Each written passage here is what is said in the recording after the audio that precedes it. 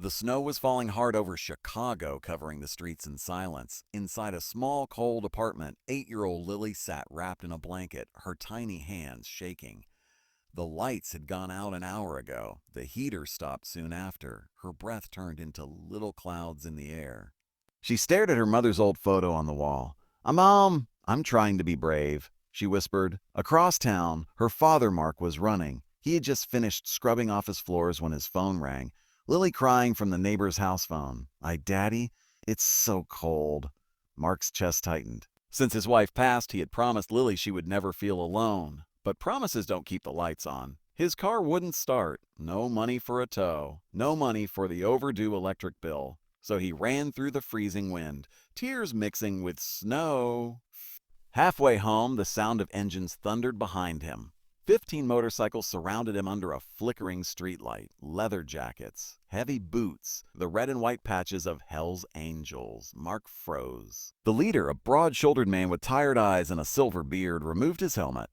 "You look like a man carrying the world," he said quietly. Mark tried to brush it off, but something broke inside him. "Ah, my little girl's home in the dark," he choked.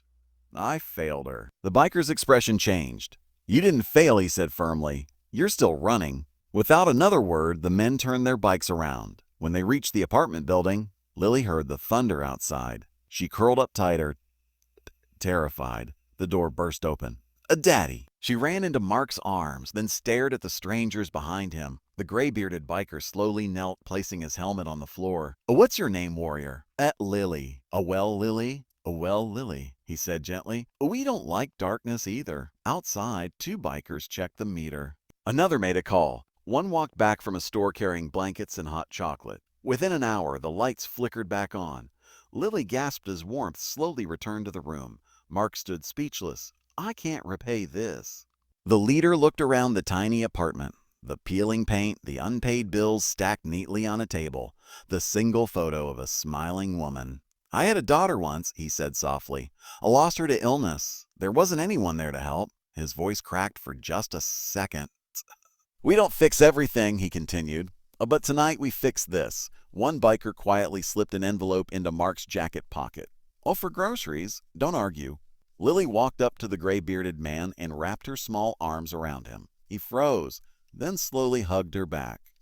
"Whoa. Ah, you smell like gasoline," she whispered. For the first time that night, he laughed. Before leaving, the leader turned to Mark. "You're not alone anymore. 15 brothers just adopted you." The motorcycles roared into the snowy night, their red taillights glowing like fading embers.